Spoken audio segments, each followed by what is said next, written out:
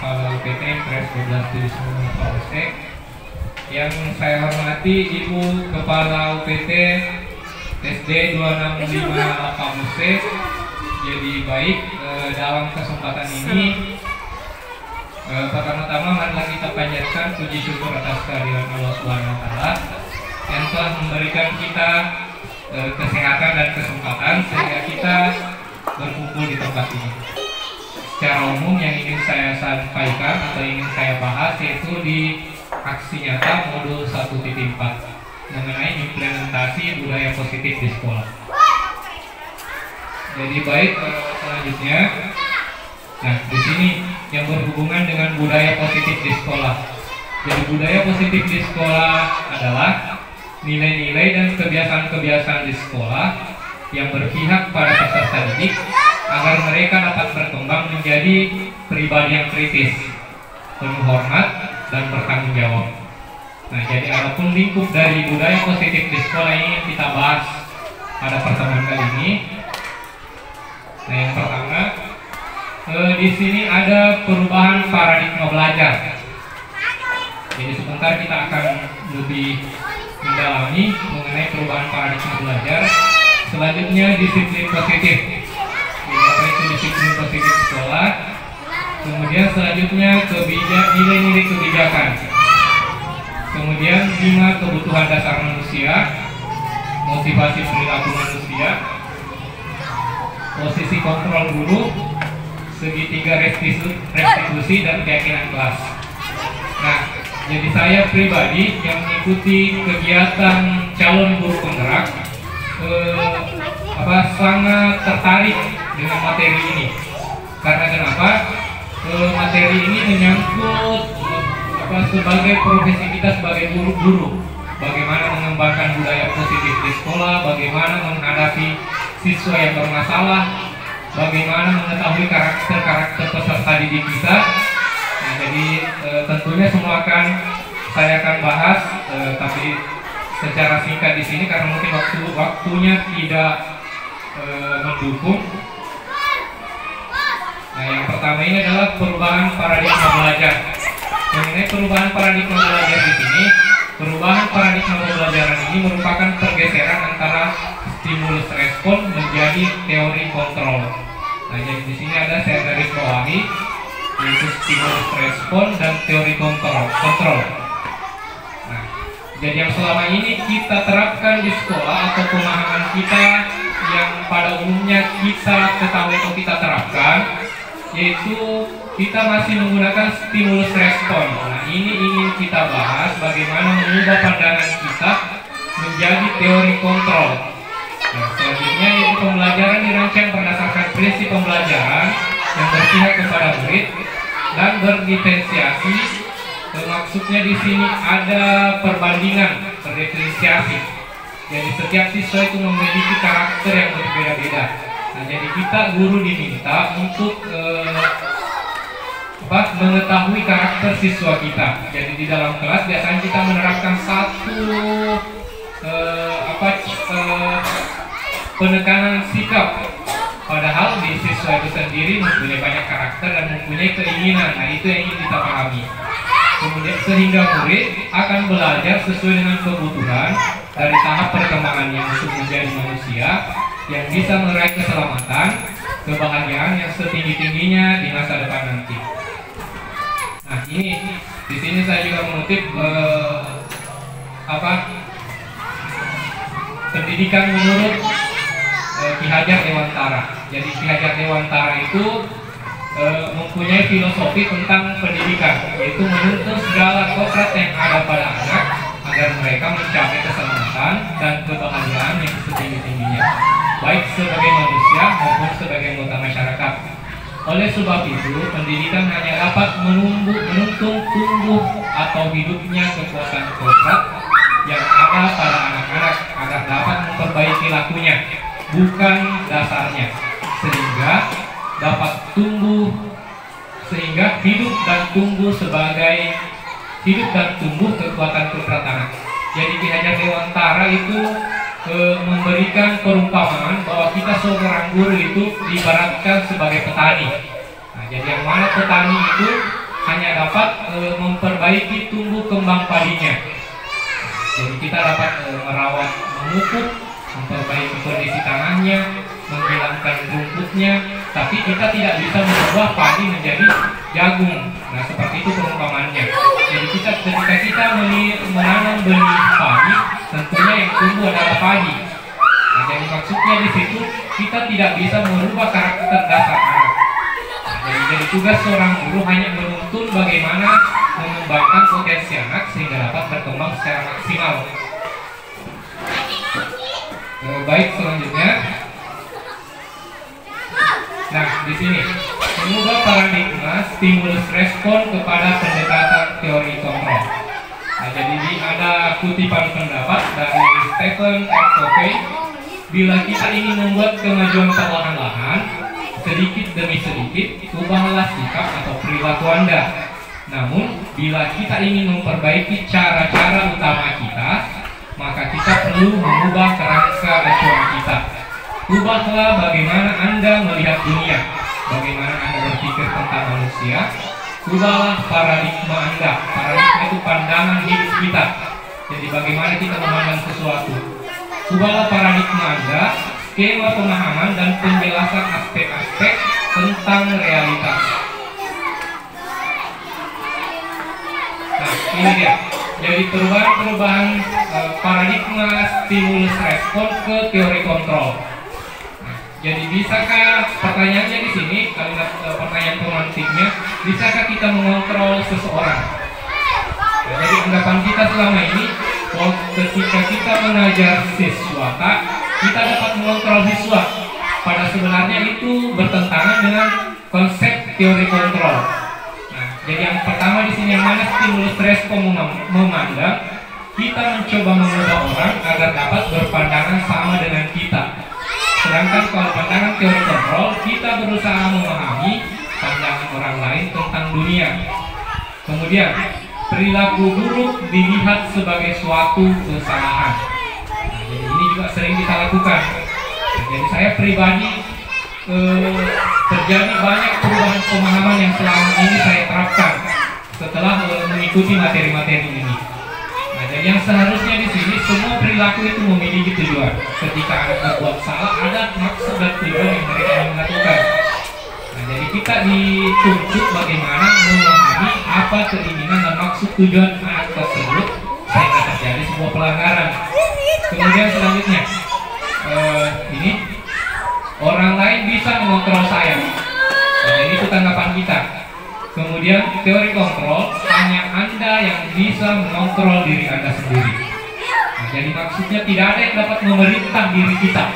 Jadi keinginan kita, meskipun misalnya ada stimulus, kalau pendapat stimulus respon, ketika kita misalnya menyuruh anak-anak, mungkin dia mau dalam hatinya berbuat, tapi dalam hatinya itu bertentangan dengan keinginannya. Nah, jadi sesuai teori kontrol. Kemudian pemaksaan ada pada saat bukan gagal. Nah, ini juga sering kita lakukan pada anak-anak. Udah nengok biasanya dipaksa-paksa. Kemudian yang seharusnya berkolaborasi dan konsensus menciptakan pilihan-pilihan baru.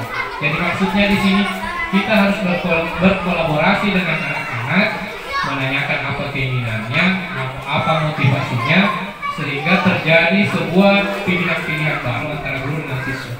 Kemudian model berpikir menang kalah. Ini yang diterapkan di stimulus respon. Kemudian perbedaannya di teori kontrol, berpikir menang-menang. Nah, jadi maksudnya di sini menang kalah, kita guru mengharapkan siswa itu melaksanakan apa keinginan kita. Nah, tanpa kita mengetahui apa keinginan siswa kita. Nah, jadi pada dasarnya egois kita sangat letak. Hanya keinginan kita yang ingin didengar siswa. Kita tidak pernah meminta bagaimana keinginan siswa. Nah, inilah dikatakan teori menang kalah. Jadi ini teori menang kalah, bukan sebenarnya teori, ini konsep bagaimana memandang sebuah hidup. Pada umumnya materi di sini guru penggerak kebanyakan filosofi. Nah, kebetulan saya menyenangi filosofi, jadi saya sangat tertarik untuk mengikuti berbagai materi ini. Kalau model berpikir menang-menang, siswa mengungkapkan guru mengungkapkan yang dia inginkan ke siswa, kemudian siswa mengungkapkan apa keinginan mereka dan bagaimana cara mereka ingin belajar. Nah, selanjutnya perubahan paradigma teori kontrol. Jadi hal atau tanggapan yang salah. Ilusi kontrol, maksudnya ilusi yang kita anggap benar bahwa ternyata itu adalah sesuatu yang salah. Ilusi guru mengontrol murid. Nah, jadi itu sesuatu yang salah. Kemudian selanjutnya ilusi bahwa kritik dapat membuat orang merasa bersalah, dapat menguatkan karakter. Jadi sebentar kita akan membahas ini mengenai bagaimana tanggapan kita selama ini ketika kita membuat rasa bersalah kepada anak, anggapan kita bahwa kita akan menguatkan karakternya. Bahwa ternyata itu juga adalah hal yang salah.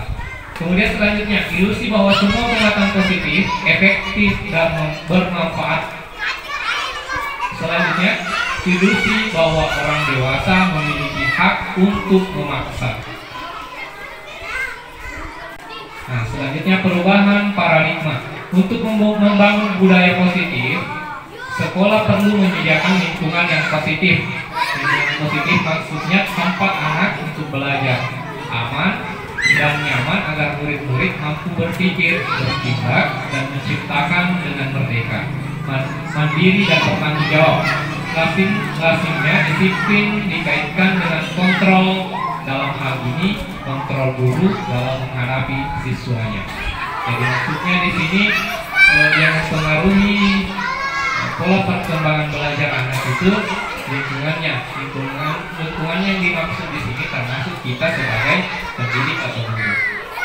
Nah, di sini ada sebuah studi kasus. Sebenarnya kalau kemarin ini kami praktekkan. Nah, jadi saya di sini hanya akan sekedar membacakan. Sebentar kita akan menganalisis jawabannya. Studi kasusnya, Anda dan teman-teman akan melakukan kegiatan. Cobalah buka. Jadi judul kegiatannya adalah cobalah buka. Anda adalah A.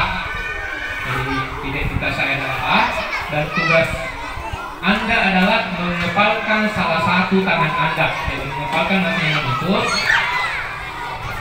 tangan Anda. Coba bayangkan bahwa Anda menyimpan sesuatu yang sangat berharga di dalam kepalan tangan Anda. Anda menjaga benda tersebut sekuat tenaga karena begitu pentingnya untuk kehidupan Anda. Tugas rekan Anda B adalah mencoba dengan sengaja mencari membuka kepalan tangan Anda. Teman Anda B boleh membujuk, menghardik, mengintimidasi, memarahi, menggoda, menggelitik, bahkan menawari Anda uang agar Anda bersedia membuka kepalan tangan Anda. Cobalah lakukan kegiatan. Cobalah buka. Cobalah lakukan kegiatan di atas dengan B secara bergantian. Masing-masing A dan B memiliki waktu 30 menit saja. Sesudah itu diskusikan kegiatan ini dan coba jawab pertanyaan-pertanyaan di bawah ini secara mandiri. Dan diskusikan kembali dengan rekan Anda B. Bandingkan jawaban Anda. Apakah berbeda atau sama? Bagaimana berbeda? Kira-kira mengapa? Jadi yang pertama, apakah Anda atau B membuka kepala tangan Anda? Kemarin kami di sini ada 36 orang peserta, ada yang mengatakan membuka, ada yang mengatakan menutup dengan alasannya masing-masing. Tapi intinya maksud dari ilustrasi ini atau kegiatan ini ingin memberikan kita gambaran bahwa sebenarnya kontrol atas diri kita itu terjadi atas keinginan kita sendiri. Meskipun misalnya ada pengaruh dari luar atau eksternal itu hanya memberikan pandangan kepada diri kita sendiri, tapi itu ketika kita ingin membuka atau menutup tangan kita itu kembali pada diri kita sendiri. Kemudian selanjutnya, apakah Anda atau B menutup kepalan tangan Anda? Alasannya di sini. Kemudian dalam kegiatan ini sesungguhnya siapa yang memegang kendali atau kontrol untuk membuka atau menutup kepala tangan Anda? Jawabannya di sini adalah kita sendiri. Jadi kita sendiri yang memegang kontrol atas kepalan tangan kita. Apakah kita kita bergantung pada diri kita masing-masing sesuai dengan kebutuhan dasar kita saat ini. Nah, selanjutnya, disiplin positif dan nilai-nilai kebijakan universal. Nah, jadi ini nilai-nilai kebajikan universal termasuk hal yang baru juga saya kemarin pelajari. Makna kata disiplin itu sendiri adalah sesuatu yang dilakukan seseorang pada orang lain untuk mendapatkan kepatuhan. Nah, itu konsep yang kita pahami selama ini. Kemudian sedangkan yang dimaksud dengan disiplin positif adalah pendekatan yang mendidik murid yang bertujuan untuk membentuk kontrol diri dan meningkatkan kepercayaan diri sehingga mereka bisa berperilaku sesuai dengan pedoman kepada nilai-nilai kebijakan kebajikan universal, yaitu sifat positif manusia merupakan tujuan mulia yang ingin dicapai oleh setiap individu terlepas dari suku, bangsa, bahasa, agama maupun latar belakangnya. Jadi sebentar akan kita bahas mengenai nilai-nilai kebajikan universal atau nilai-nilai kebijakan universal. Nah, selanjutnya di sini adalah disiplin adalah kemampuan untuk memerintah diri sendiri. Nah, maksud dari nilai-nilai yang kita hargai adalah nilai-nilai kebajikan, sifat-sifat positif manusia yang merupakan tujuan mulia yang ingin dicapai setiap individu. Ini ada nilai-nilai kebajikan dari profil Pancasila. Nah, yang pertama di sini adalah beriman dan bertakwa kepada Tuhan Yang Maha Esa dan berakhlak mulia, itu poin pertama. Kemudian selanjutnya mandiri, kemudian bernalar kritis, kebinekaan global, bergotong royong dan kreatif. Nah, kemudian ini teori motivasi perilaku manusia. Untuk menghindari ketidaknyamanan atau hukuman, apa yang akan terjadi apabila saya melakukannya? Nah, biasanya anak-anak di sini motivasi eksternal berhubungan dengan aturan. Misalnya siswa dibuatkan aturan dilarang membuang sampah di dalam kelas. Bukan biasa membuang sampah biasa diri eculina, diri cambana. Nah, itu termasuk motivasi eksternal dari luar. Kemudian yang kedua, untuk mendapatkan imbalan dari orang lain, institusi, apa yang akan saya dapatkan apabila saya melakukannya. Nah, jadi ini berhubungan dengan imbalan atau hadiah. Nah, saya juga baru memahami bahwa ternyata memberikan hadiah kepada siswa itu kalau terlalu sering itu juga adalah sesuatu hal yang salah. Jadi ini kemarin panjang diperdebatkan kemarin. Nah, jadi ada yang mengatakan setuju kalau memberikan hadiah kepada siswa, ada juga yang mengatakan tidak setuju. Jadi sebentar akan saya jelaskan.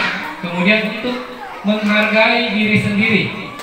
Nah, saya akan menjadi orang yang seperti apa apabila saya melakukannya. Jadi ini motivasi internal. Nah, jadi yang diinginkan di sini di tujuan disiplin positif adalah motivasi internal, bukan motivasi eksternal. Kenapa yang kita tekankan adalah motivasi internal?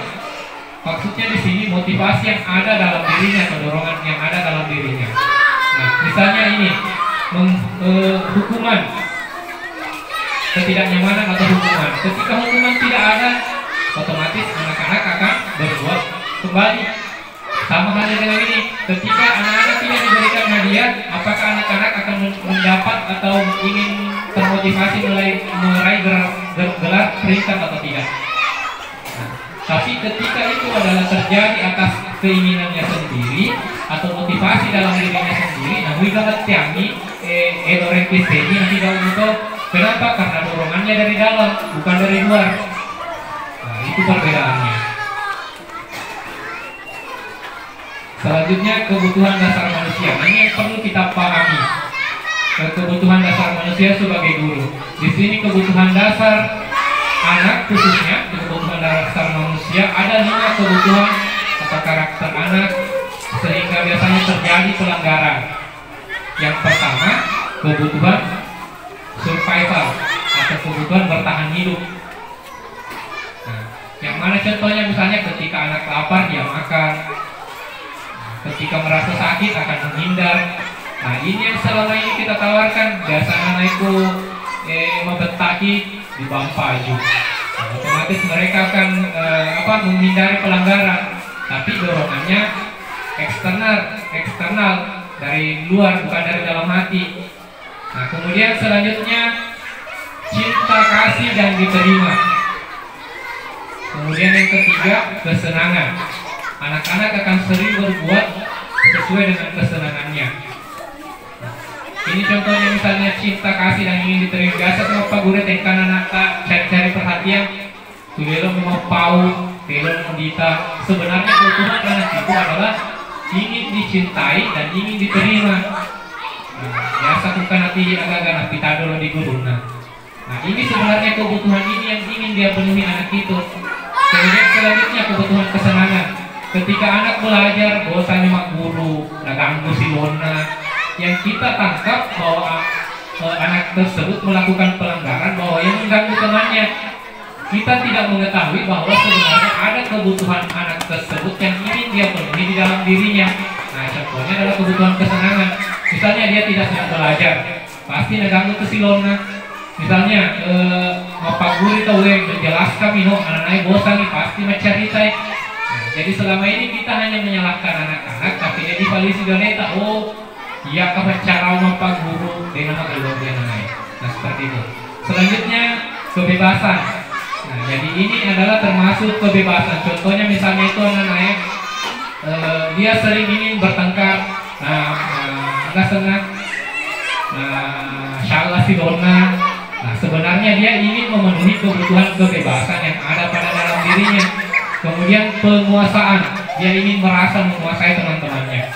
Nah, maksudnya di sini kita dijelaskan mengenai untuk mengetahui kebutuhan dasar manusia ini, bagaimana kita mengarahkan kebutuhan dasar ini, anak ini, kelima kebutuhan dasar ini ke arah hal-hal yang positif.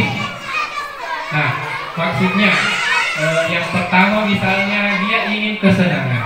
Kita ketahui bahwa ya rohana lewat cule-cule berubah, tidak asik misalnya menerima pembelajaran. Bagaimana kita merubah cara mengajar kita seorang guru sehingga anak tersebut merasa nyaman untuk belajar. Selanjutnya ini. Nah, ibu guru bilang aku tidak boleh bersenandung sewaktu mengerjakan tugas. Katanya kelas harus tenang, tidak ada suara, padahal aku suka menyanyi-nyanyi. Kebutuhan dasar apa kira-kira yang dibutuhkan anak ini? Kesenangan. Jadi dia membutuhkan kesenangan di dalam belajarnya. Nah, pujian yang magendra-gendra tapi tidak tiang nih. Alasan misalnya kesenangan kelas. Nah, tugas kita guru bagaimana mengarahkan kebutuhan kesenangan anak ini akan pembelajaran misalnya dari ini Pak Guru yang menyenangkan, bermaksud sekali pada saat belajar diselingi dengan permainan, atau misalnya ada itu ice breaking istilahnya. Kurasi di Pak Guru ada naik dari semacam cule-cule Cina supaya dia bosan guru. Selanjutnya nih, aku bosan, masa belajarnya cuma begitu-begitu saja, dengarin ibu guru. Kebutuhannya di sini adalah kesenangan juga. Kemudian aku sebel, gambarku tidak rapi, malah ibu guru nunjukin ke teman-temanku di dalam kelas. Kebutuhan penguasaan, maksudnya lo tidak tahu saya guru kalian harus masuk ke guru. Nah, ada semua itu muncul dalam diri anak. Nah, ini ada studi kasus Ibu Ani. Nah, kebetulan Ibu Ani. Nah, jadi ini contohnya dari ini tahu oleh di BPGP seperti ini. Ibu Ani guru kelas 5 di SD Pelita Hati sedang bingung menghadapi ulah salah satu murid di kelasnya. Namanya Agus. Beberapa anak telah datang dan mengeluh Agus yang seringkali minta bekal makanan siang mereka dengan paksa. Jika Anda menghadapi situasi seperti Ibu Ani, apa yang Anda akan lakukan menurut Anda? Kira-kira apa alasan Agus melakukan hal-hal itu? Biasa ini demikian anak pakai perlu hidupi, diteteng. Yang ada sebenarnya kebutuhan yang ingin dipenuhi Agus, kita panggil Agus terlebih dahulu. Nah, yang pertama di sini dalam konteks penerapan disiplin positif. Nah, jadi kasus seperti yang kita hadapi tadi, yang ingin kita menerapkan disiplin positif, Ibu Ani sebaiknya mencari tahu alasan Agus melakukan tindakan tersebut agar mengetahui kebutuhan mana yang sedang berusaha dipenuhi Agus. Apabila jawaban Agus karena ia lapar dan orang tuanya tidak membawakan bekal makanan siang, berarti kebutuhannya adalah bertahan hidup, melupuk hingga senaya habis. Makanya dia merebut makanan temannya. Nah, itu adalah kebutuhan bertahan hidup. Nah, apabila jawaban Agus karena ia serang teman-temannya jadi memperhatikan dia, berarti kebutuhannya adalah cinta dan kasih sayang atau kebutuhan untuk diterima. Selanjutnya, apabila jawaban Agus adalah dia merasa hebat karena temannya jadi takut dan menuruti keinginannya, kebutuhannya adalah penguasaan, pengakuan atas kemampuan. Apabila jawaban Agus karena dia merasa bosan dengan bekal yang dibawakan ibunya,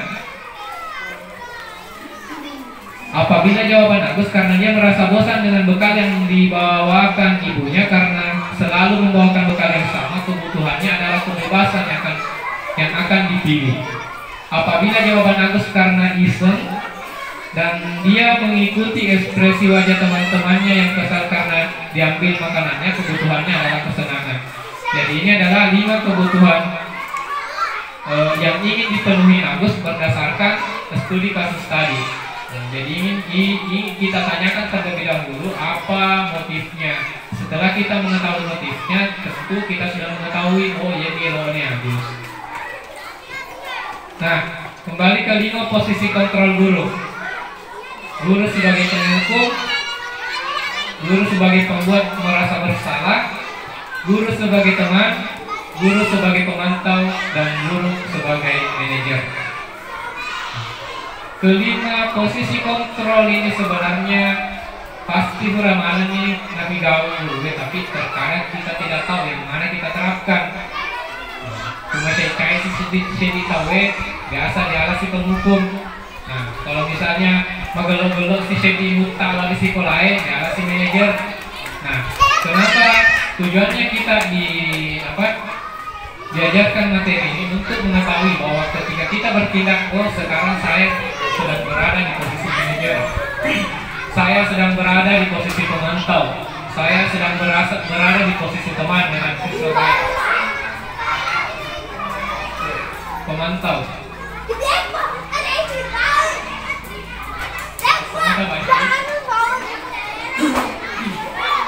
Ini ada 5 posisi kontrol guru: penghukum, pembuat merasa bersalah, teman, pemantau, dan manajer.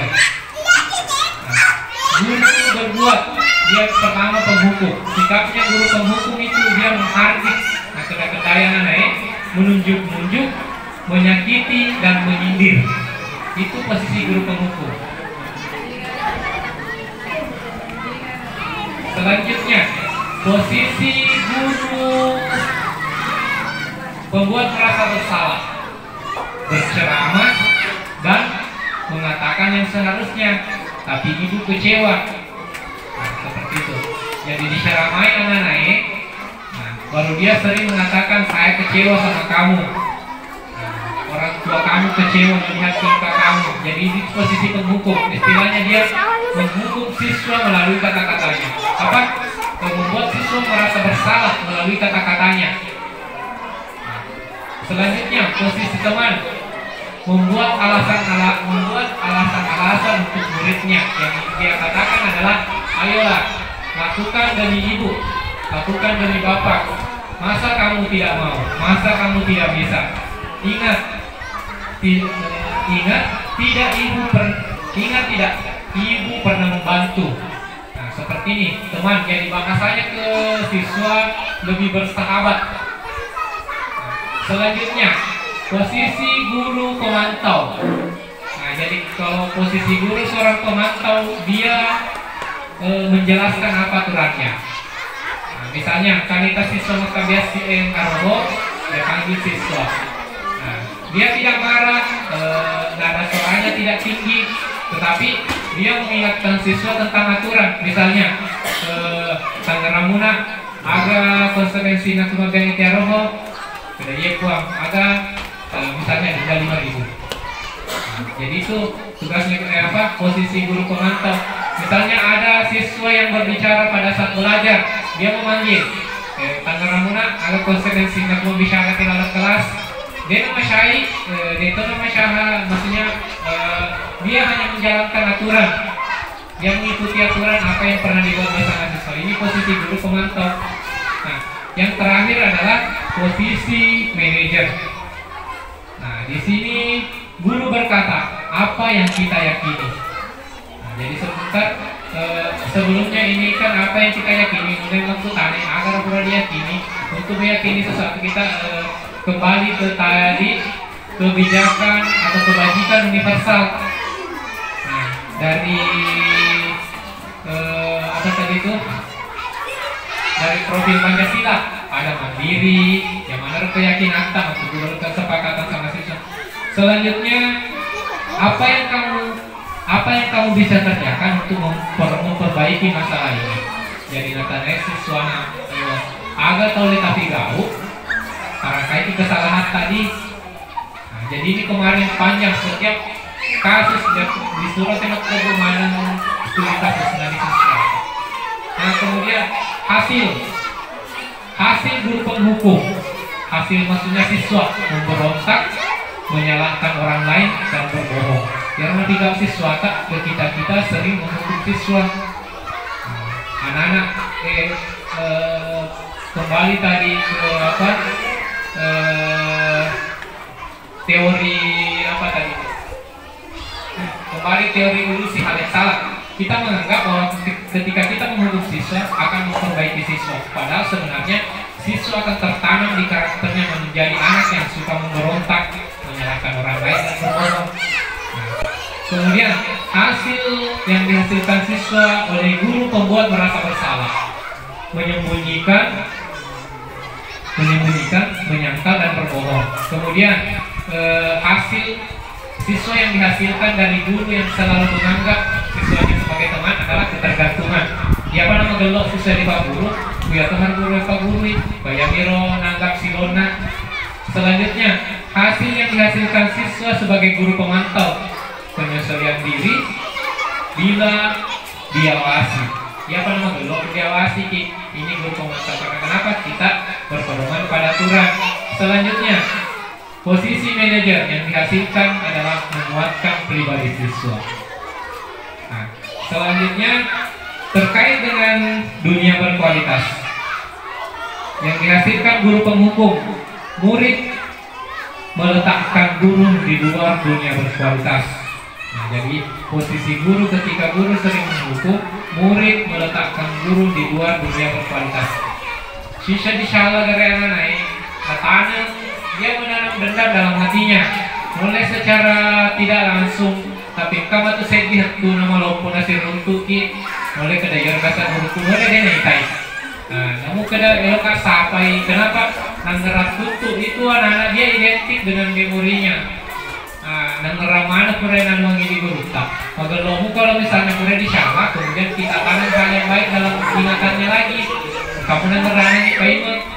Nah, tuh misalnya pura disalah nasuana naik, ternyata natanam betul malopur ya. Nanggerak oh, biar dasar buruk tuh boleh pakai siri kadang-kadang selak, ya kan? Esi lopu. Ternyata itu yang paling berdampak berbahaya pada anak adalah mempermalukan di depan temannya ya kena kendai. Ya, jadi posisinya guru kombat merasa bersalah.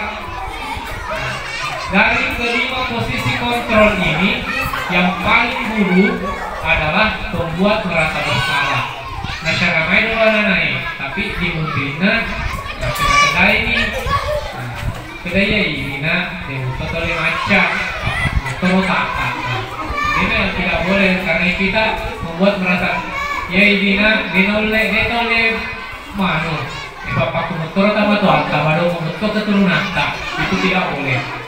Nah, kalau penghukum hanya secara fisik, tapi tertanam di dalam ingatan. Kalau membuat merasa bersalah mabadinya tidak tertanam dalam memorinya juga. Ini yang paling parah dilakukan guru. Kemudian teman, nah saya berpikir ini guru ketergantungan yang tentang siswa. Kemudian pemantau. Dari kelima posisi kontrol ini, yang paling baik dilakukan seorang guru adalah manajer, menjadi seorang manajer.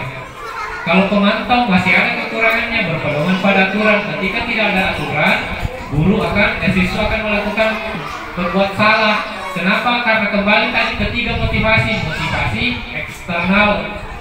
Nah, bukan kalau manajer posisinya memotivasi siswa dari dalam, dibimbing anak-anak. Nah, di sini ada contoh kasusnya. Jadi posisi saya di sini bukan sebagai pemateri, hanya menyampaikan materi-materi apa yang kami dapatkan dari kegiatan guru penggerak, kemudian disampaikan kepada teman sejawat. Ternyata saya baru paham, ya bisa fungsinya dibaca di guru penggerak supaya informasi ke silona. Nah, seperti itu. Ada video di sini kelima posisi guru tadi.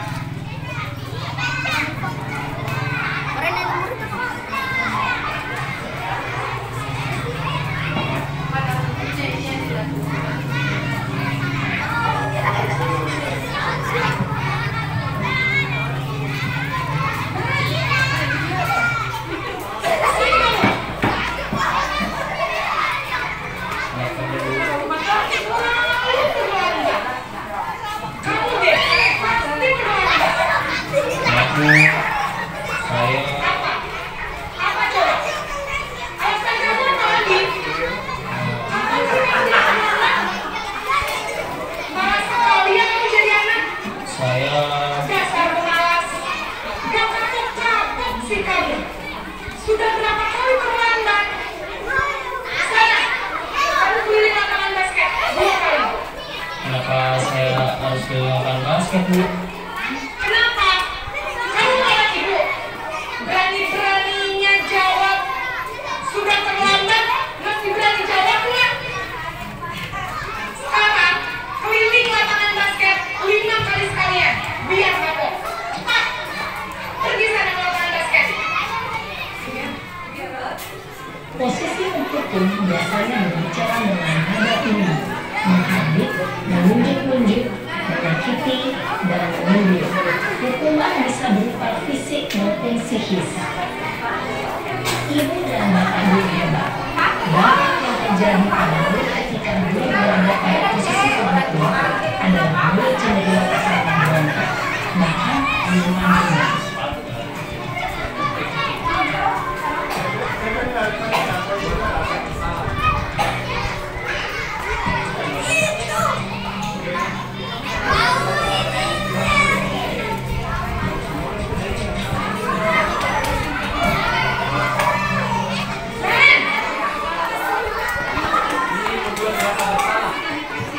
Jadi tadi sebagai untuk cara melihat juga video juga yang sudah saya informasikan.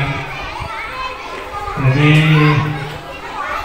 dua bulan karena kita ini sama-sama rakting apa bote kita sudah ada media sekolah.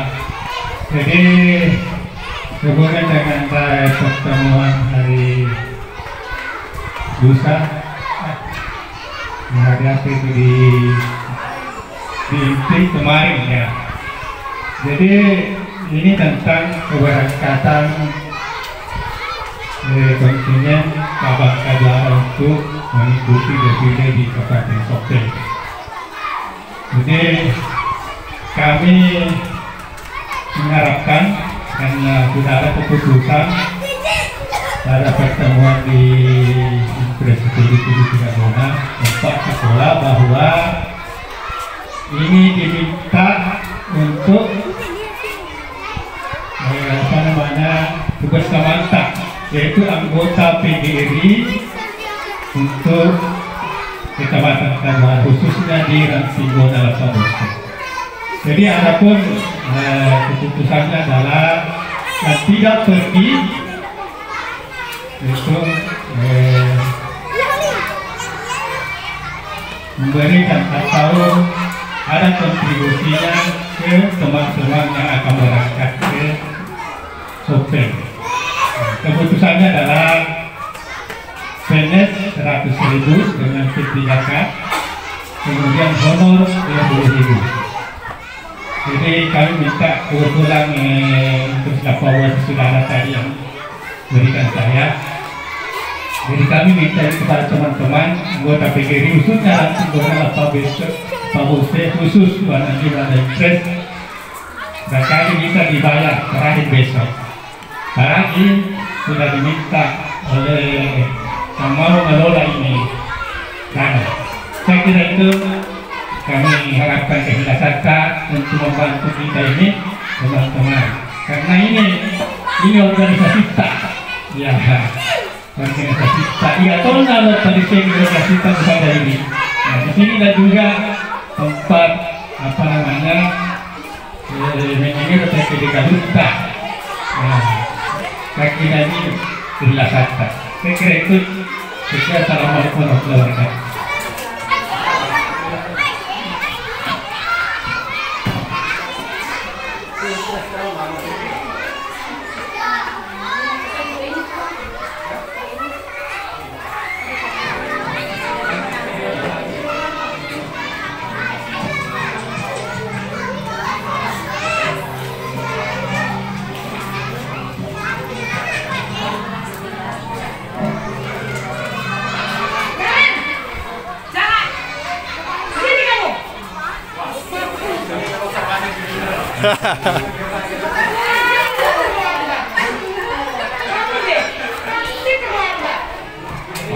Boleh selamat belajar.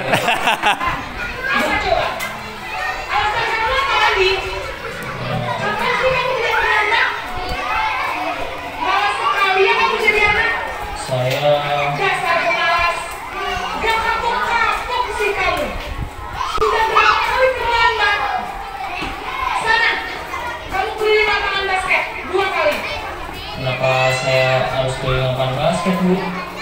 Kenapa? Kamu ngelawan ibu? Berani-beraninya jawab sudah terlambat, masih berani jawab nggak? Sekarang keliling lapangan basket 5 kali sekalian, biar kapok. Pergi sana ke lapangan basket. Posisi hukum biasanya berbicara dengan nada tinggi, menghadik, menunjuk-nunjuk, menyakiti, dan menyinggung. Hukuman bisa berupa fisik maupun psikis. Ibu dan bapak guru hebat. Dampak yang terjadi pada murid ketika guru berada pada posisi kehukuman adalah murid cenderung akan memberontak, bahkan menuntut denda.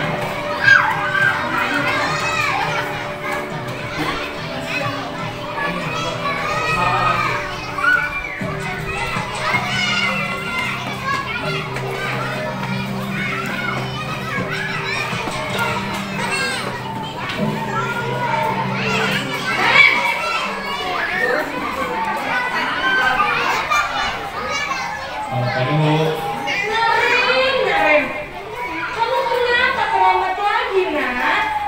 Ya Tuhan, Naren. Kamu senang ya bikin ibu susah ya? Kalau kamu terlambat lagi, nanti ibu yang ditegur bapak kepala sekolah, Nak. Bisakah ibu tidak bisa membina kamu? Duh, gimana ini? Maaf, Bu. Gusti Naren. Kamu suka ya kalau ibu tegur bapak kepala sekolah? Terus, sekarang ibu harus tulis apa ini di buku absen? Ini kamu sudah sering terlambat loh. Ini harus apa coba? Maaf, Bu. Maaf sekali. Ya sudah, lain kali jangan bikin ibu susah lagi ya, Nak ya. Ibu tidak akan buat lagi kalau begini terus. Bisa jatuh lagi kalau ibu tegur bapak kepala sekolah. Sekarang cepat kelas. Maaf ya, Bu. Maaf sekali. Posisi pembuat rasa bersalah berbicara dengan nada tenang, cenderung lembut, namun kata-kata yang diutarakan memandang buruk dirinya sendiri, merasa tidak berharga, dan tidak akan membahagiakan.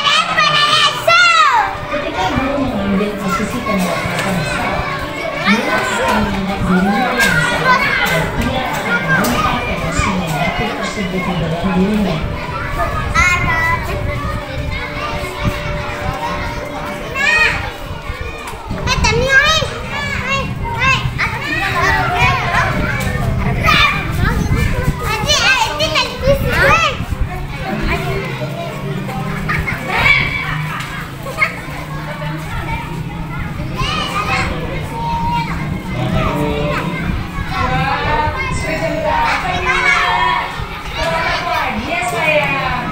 Iya Bu, habis Bu saya mau bawa saya Bu.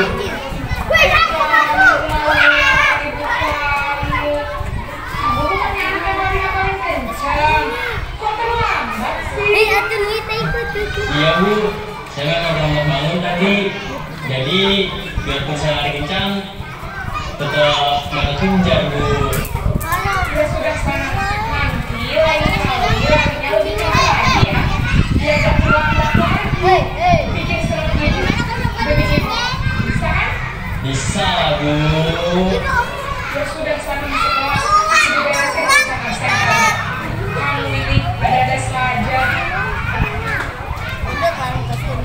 Dalam versi teman, guru berbicara dengan nada suara akrab, cenderung bersinggah gurau untuk menjaga suasana kepaksaan. Guru akan bersesi aman dan akrab dengan guru. Identitas yang tercipta adalah identitas sukses atau berhasil. Namun, kemungkinan karena ini masih dengan eksternal, maka ada faktor ketergantungan dari guru kepada orang tertentu.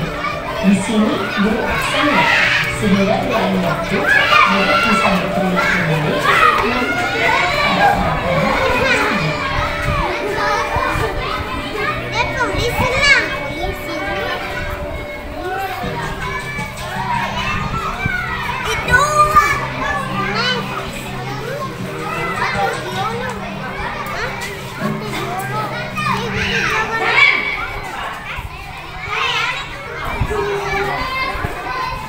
Selamat pagi Bu.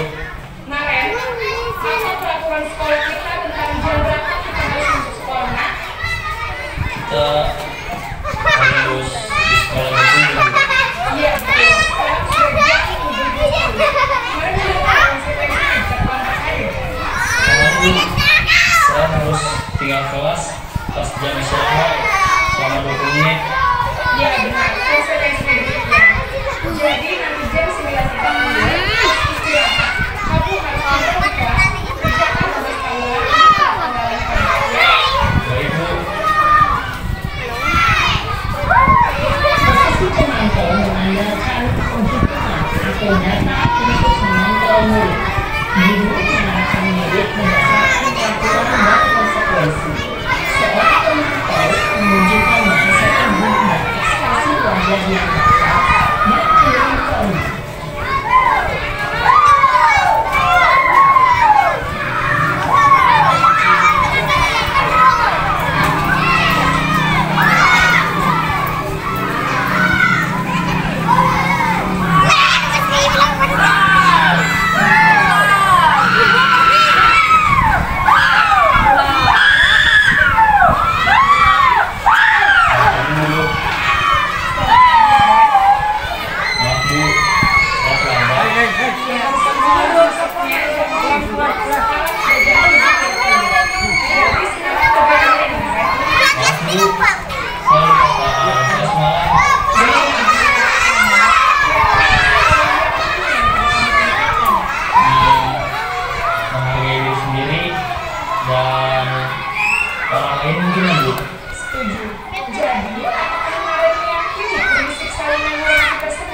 Iya Bu, saya meyakininya.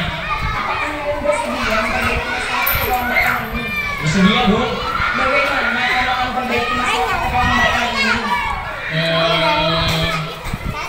Saya akan coba untuk tidak lupa menyetel alarm saya.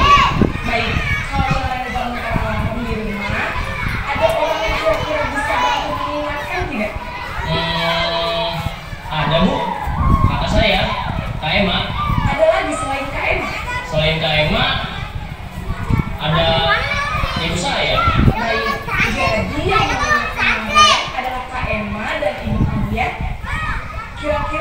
akan mulai start alarm kapan nih, Naren? Setelah pulang sekolah, akan segera saya lakukan. Baik, jadi Naren akan setel alarm untuk bangun besok pagi dan akan diingatkan oleh kakak dan ibunda Naren ya. Ada lagi yang mungkin perlu dilakukan Naren agar tidak terlambat bangun lagi? Tidak ada, Bu. Baik Naren, terima kasih untuk kerjasama kamu. Sekarang kamu perlu kembali ke kelas untuk belajar. Baik, Bu. Terima kasih.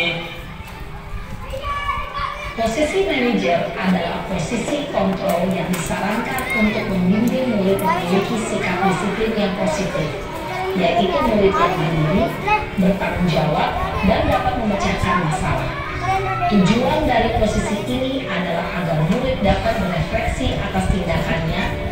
Guru akan dengan tulus memberikan pertanyaan-pertanyaan bermakna, sehingga membuat murid dapat belajar dari kesalahannya dan mencari sebuah solusi untuk menyelesaikannya. Ibu dan Bapak guru hebat, setelah mengamati adegan kelima posisi kontrol tadi, kira-kira posisi mana yang paling ideal? Posisi mana yang dapat menunjang motivasi intrinsik murid? Ya, tentu posisi manajer. Posisi ini memang posisi ideal yang ingin dituju setiap pendidik. Pada posisi inilah, guru dapat menerapkan disiplin positif yang berpihak pada murid, yang memerdekakan murid. Perjalanan seorang pendidik tentunya tidak mudah untuk sampai pada posisi seorang manajer. Namun, tujuan kita pasti, yaitu menciptakan murid-murid yang mandiri, merdeka, dan bertanggung jawab. Semoga penggambaran 5 posisi kontrol yang telah diperlihatkan ini dapat menjadi ajang refleksi bagi kita semua, agar dapat terus mengasah dan menerapkan disiplin positif yang memerdekakan murid. Mari terus berlatih dan bersemangat. Selamat menerapkan. Salam dan bahagia, Ibu dan Bapak guru hebat.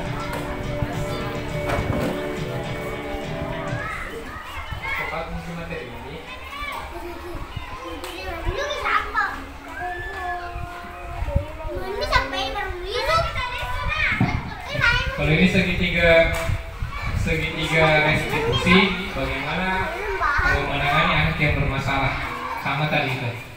Jadi yang pertama di sini ini ada 3: validasi tindakan yang salah, menstabilkan validasi tindakan yang salah, menanyakan keyakinan, menstabilkan identitas. Ini yang pertama. Jadi validasi tindakan yang salah, kita tanya dulu apa kuanannya, apa masalahnya, sehingga atau apa motivasinya yang ingin berbuat. Seperti tadi itu, motivasinya pasti 5 kebutuhan dasar yang anak ini tadi mereka penuhi. Nah, setelah menanyakan motivasinya, kita tanyakan keyakinannya. Maksudnya keyakinan di sini kembali kepada kesepakatan yang pernah dibuat antara guru dengan siswa. Jadi bisa kita buat keyakinan kelas. Nah, jadi ini hal yang paling menarik menurut saya, yang selama ini tidak pernah kita lakukan di sekolah, itu keyakinan kelas. Jadi sebentar ada sesi materinya di sini. Kenapa harus keyakinan kelas? Kenapa bukan peraturan kelas? Kenapa bukan kesepakatan kelas? Seperti itu. Nah, selanjutnya sudah dipahami itu. Nah, jadi ini tadi duduk di hukum penghargaan, memberikan penghargaan kepada siswa itu terlalu sering adalah hal yang tidak diperbolehkan. Saat kita berulang kali menjanjikan hadiah kepada anak-anak agar berperilaku bertanggung jawab, atau kepada seorang murid agar mempelajari sesuatu yang baru, atau kepada karyawan agar melakukan pekerjaan yang berkualitas, berarti kita sedang berasumsi atau berpendapat bahwa mereka tidak dapat melakukannya dengan lebih jauh, atau mereka tidak akan memilih untuk melakukannya.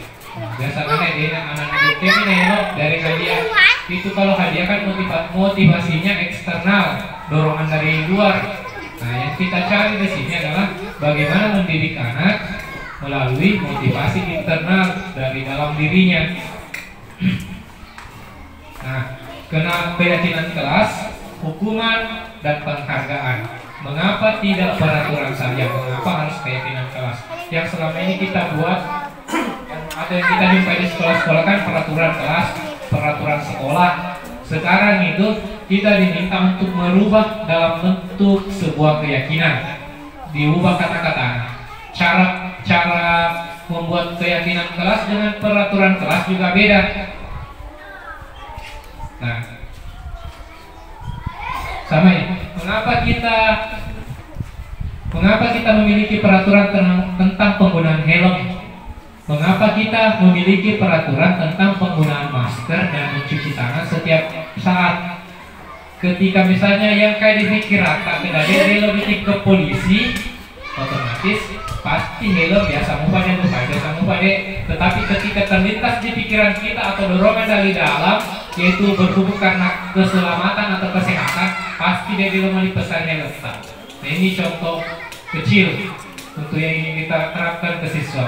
Nah, kalau misalnya dia mau pakai helm karena hanya tidak mau melanggar, pasti biasa mau pakai helm. Tapi ketika yang tertanam di dalam diri kita bahwa saya ingin pakai helm karena ingin melindungi kepala saya, nah, tujuannya untuk kesehatan, keselamatan, pasti diutamakan terus pakai helm. Nah, ini nilai-nilai keselamatan atau nilai kesehatan inilah yang kita sebut sebagai suatu keyakinan. Nah, nilai-nilai kebajikan universal yang disepakati secara tersirat dan tersurat, lepas dari latar belakang suku, negara maupun agama. Jadi maksudnya ketika kita membuat keyakinan kelas, tidak ada pembenahan suku, agama, ras, warna kulit dan lain-lain. Selanjutnya, nah, pembentukan keyakinan kelas. Jadi contohnya di sini seperti ini. Nah, misalnya membuat keyakinan kelas. Bahasanya, jadi masih minta waktu sedikit, Bapak Ibu. Saya akan membagikan kertas. Jadi anggaplah kita dalam satu lingkungan kelas. Nah, jadi anggaplah saya sebagai guru kita ingin membuat sebuah keyakinan kelas yang ingin kita laksanakan di dalam kelas kita. Kalau kita mau keyakinan kelas, nah, keyakinan kelas itu tidak boleh sepihak. Nah, tidak boleh hanya guru, anak-anak dan hanya kebu sampah tak biasa sampah di dalam kelas. Nah, kenapa? Itu siapa tahu ada nanti siswa merasa tidak setuju. Jadi bagaimana caranya? Yang pertama kita tanya dulu siswa tak. Jadi di sini saya akan bagikan kertas. Bisa tak tulis kira-kira peraturan atau apa yang bisa kita buat bersama siswa kita di kelas. Contohnya misalnya tidak boleh membuang sampah di kelas. Nah, seperti itu. Tasetin atau tidak. Misalnya tidak boleh ribut pada saat belajar. Nah, jadi anak-anak kita disuruh dari tahu kiki. Tidak ada kira-kira orang lagi dia digaul di sekolah supaya nyaman itu mah dulu. Jadi nanti mah harus kabuan.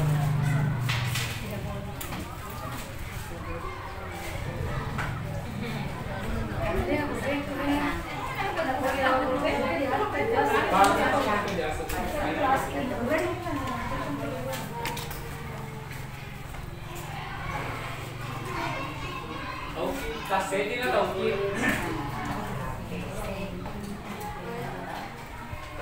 Kalau tidak,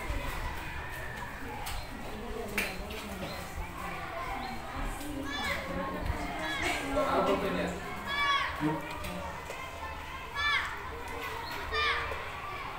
Tasetin satu orang. Iya, tasetin.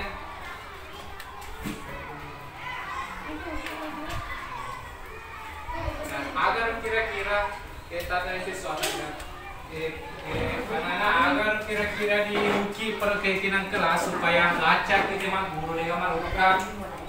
Nah, kenapa keyakinan kelas harus melibatkan siswa? Kualena mutu sama keburangnya turang alena biasa kuidi mutu kasimani biasa kita merasa berat untuk melanggar.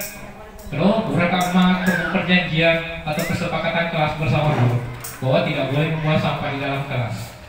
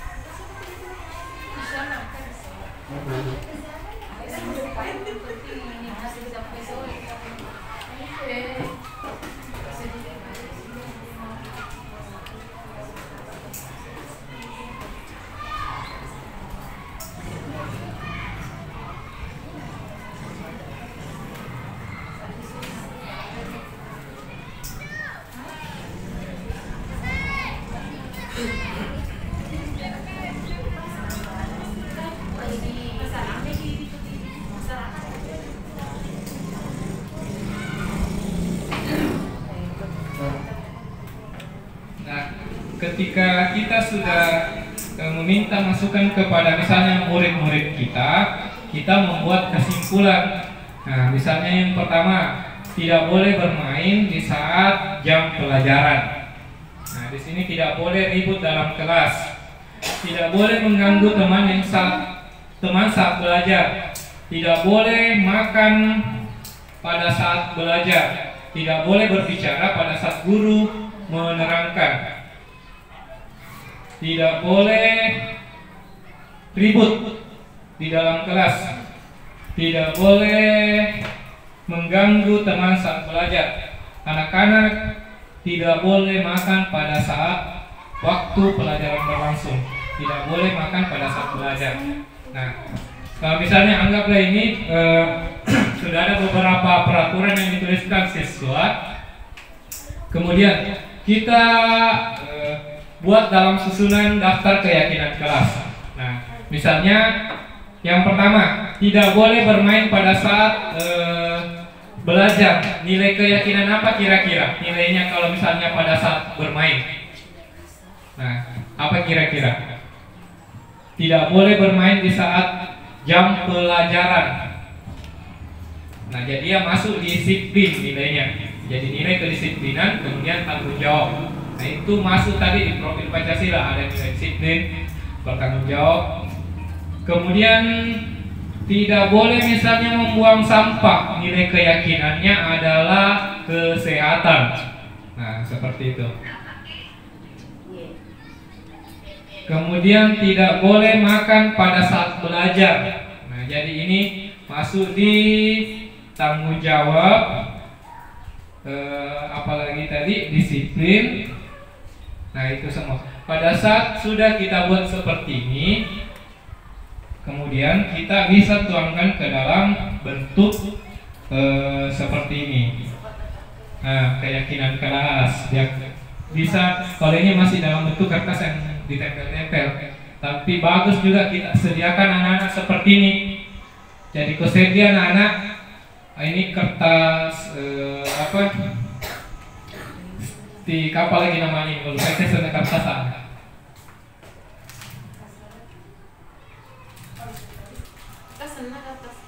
Sticky note ya, tak kekurang pasti dia anak kirim magelok tanpa taruh anuna. Tulis namanya, misalnya 10 siswa tak. Oh, gimana nih kira-kira keyakinan apa yang tidak boleh, yang kalian tidak boleh dilakukan pada saat belajar. Pasti gimana tidak ribut. Kapan mereka pada saat berbicara dipitani catatannya.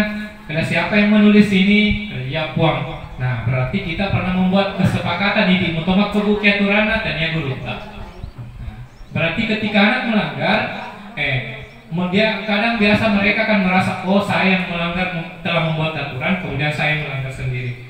Kemudian di sini ketika sudah kita tuangkan seperti ini nilai-nilainya di sini, nilai-nilai keyakinannya.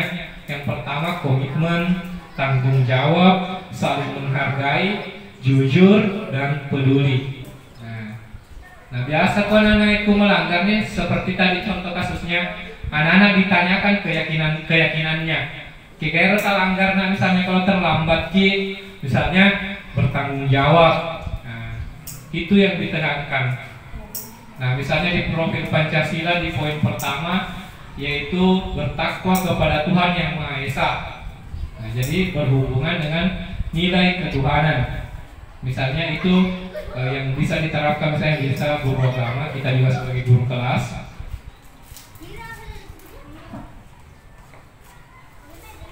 Kalau misalnya sudah bisa dipajang di dalam kelas, nanti punya keyakinan kelas. Nah, saya rasa mungkin sudah cukup materi kita hari ini. Saya minta maaf kalau ada kurang dalam hal penyampaian. Sebenarnya masih panjang dan banyak tadi yang kita langkah-langkahi saja karena mengingat waktu dan kondisi kita di sini, jangan sampai nanti hujan. Nah, jadi saya ucapkan banyak terima kasih kepada Bapak Ibu guru yang telah meluangkan waktunya dan bersedia hadir di kegiatan kami. di kegiatan diseminasi guru penggerak. Semoga apa yang kita pelajari hari ini dapat mengubah pola pikir kita untuk membuat hal-hal baru. Nah, demikian. Atau kalau misalnya saya kasih kesempatan dulu kalau misalnya ada ingin bertanya mengenai materi apa yang kita bahas. Kadang biasanya ada yang kita tangkap separuh-separuh atau kurang jelas, bisa ditanyakan.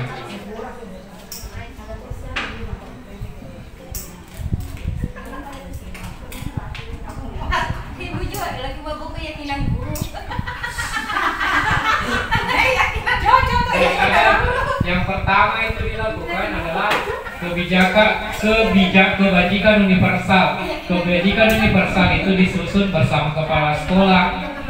Kebajikan universal itu dibuat untuk semua guru atau siswa yang ada di sekolah untuk kita pedomani. Misalnya tadi di profil Pancasila dialami kebajikan universal yang dibuat bersama kepala sekolah.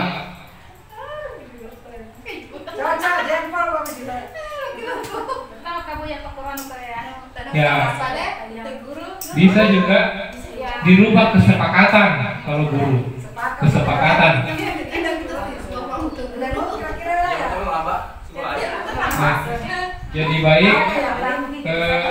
Demikianlah kegiatan kita hari ini.